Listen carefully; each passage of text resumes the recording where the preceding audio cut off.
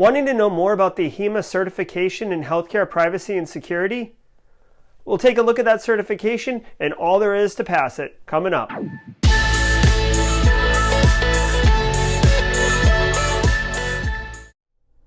Hey everybody, today we're going to be talking about the American Health Information Association, or AHIMA's certification specifically around healthcare privacy and security, the CHPS. About a month ago, I decided I was going to seek this certification. I signed up, got the study materials, studied, and took the exam and passed. As a security professional, you might be asking, why would you want to seek a privacy certification?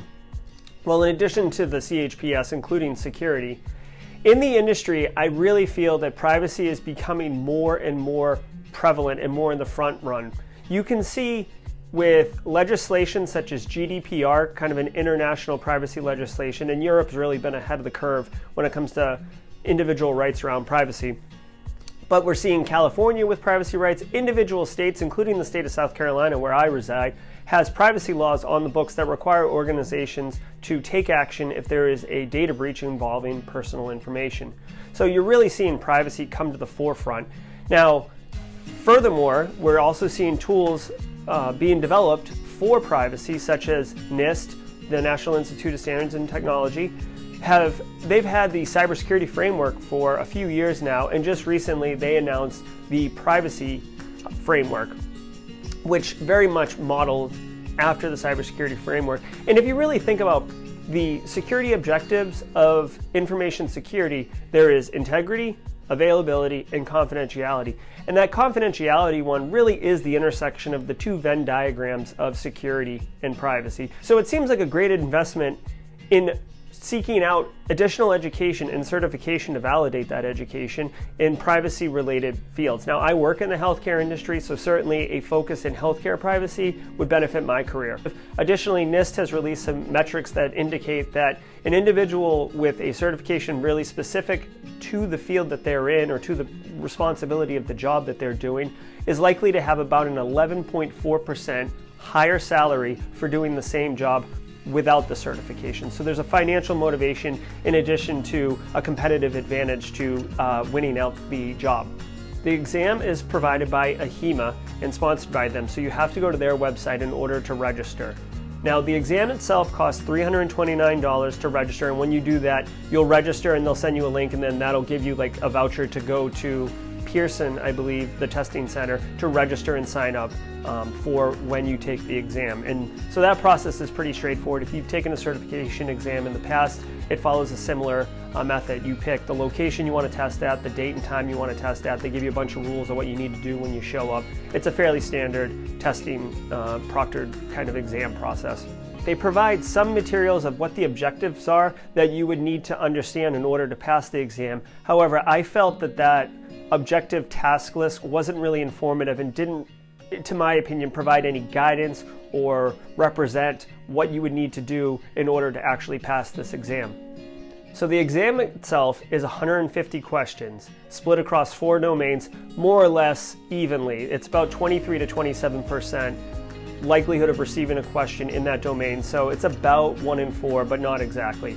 The 4 domains are ethical, legal, and regulatory issues, environmental assessment, domain 1. Domain 2 is program management and administration. Domain 3 is information technology, physical and technical safeguards. This one is really more focused on information security type disciplines if you work in the information security space. And domain 4 is investigation, compliance, and enforcement. And this is really the ongoing routine type stuff and what do you do when you discover a data breach. So before we get into how I studied for the exam and passed, I do feel it's important to note that I do have 15 years of information security experience and 4 years of healthcare industry experience. I would strongly argue that if you do not have healthcare industry experience, this exam is not good for you. There is a lot of kind of institutional knowledge, a lot of tribal knowledge that you pick up when you work in the healthcare industry that is very relevant to understanding the way that these questions are posed on the exam. And if you're trying to pivot into the healthcare industry from another industry, I would not seek this certification as your first one to kind of bolster yourself, as I just feel you'll be essentially at a disadvantage. Now, having 15 years of information security experience, I did mention domain 3 is kind of the information security related domain, and a quarter of the questions will be relevant to that.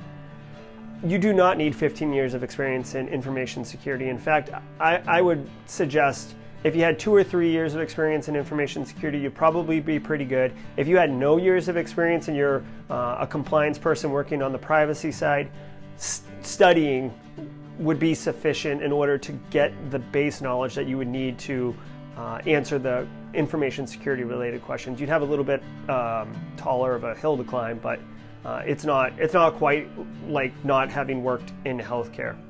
So my approach to studying and passing the exam, I gave myself about 3 weeks, which is fairly aggressive, but that's just the way that I wanted to approach it. I purchased the official study guide book from AHIMA, which was about $85. So now I'm invested all in a little over $400 and read it. Now this study guide, while it's the official study guide, I found to be meh, right? So the book itself, and I'll provide a link to the book below in the show notes. The composition of the study guide is 2 practice exams with the answers to the practice exams in the back of the book, and then a list of references that the answers came from. This is the extent of it. There's no additional information in there. The answers to the study guide do provide an explanation, albeit brief, about a paragraph of why the answer is what it is, with a reference for you to follow up. And it points to legislation and industry standards and different agencies that may be involved with healthcare, like JCO and things like this. So it is interesting. The exam book guide helped me. I certainly learned a few things that I didn't know about, and also standard dates, like number of days that you have to legally comply with a request for access to a medical record, legally the number of days that you have to respond to a data breach, depending on how many records are in that data breach and things like this. So it was useful and helpful from that perspective.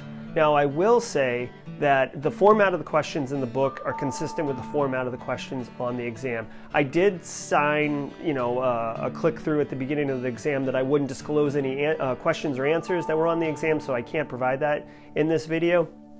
But I will tell you that the book kind of matched the format, but I did feel that the book was a little shortcoming on representing truly what the questions would be asking about. And I think, I haven't verified this, but I suspect that the book was written, say, 5-6 years ago, and they have introduced new questions and basically culled out or paired out older questions or material.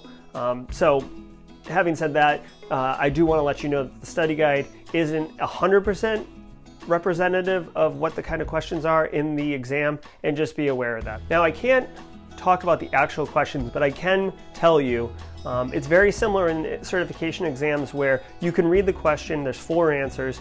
You typically, I would say 90% of the time, if you understand what the question's actually asking you about, you can eliminate 2 of the answers right off the top. So now you have a 50-50 coin flip chance of getting the right answer, even if you have no clue what the correct answer is.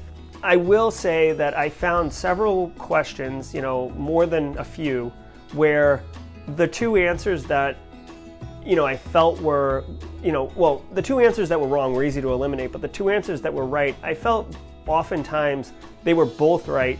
And I mean, certain ones that even were information security related, it wasn't clear what the nuance was that would define this answer is correct and this answer is not correct.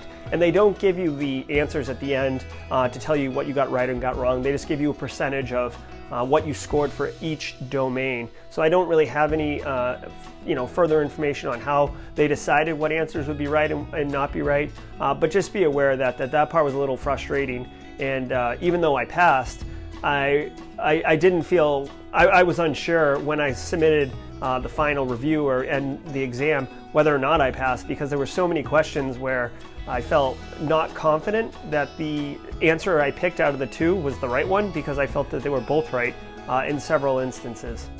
Now, why did I choose the AHIMA certification?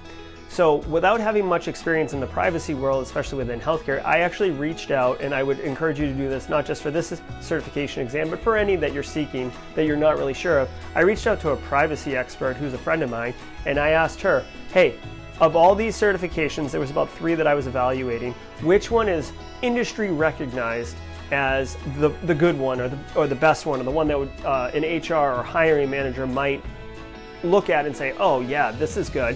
And AHIMA was the one, the CHPS certification was the one, so that's why I selected that one. So if you're evaluating different privacy certifications, privacy and security certifications, this is why I chose the AHIMA one. I definitely feel that this is more of a privacy and compliance certification in a healthcare environment over a security certification. So this is definitely not like a Security Plus or a CISSP or ISM or anything like that. It's very focused on healthcare operations and privacy and incident management and those type of things. So my final verdict is, it took me 3 weeks to study. I'm kind of a mid to senior level professional in the information security industry.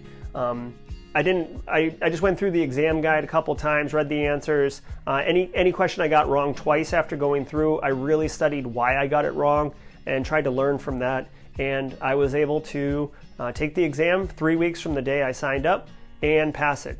Hey, if you find this information useful, take a moment and just click that subscribe button, hit the bell for notifications so you can be made aware as I put more and more video and content out.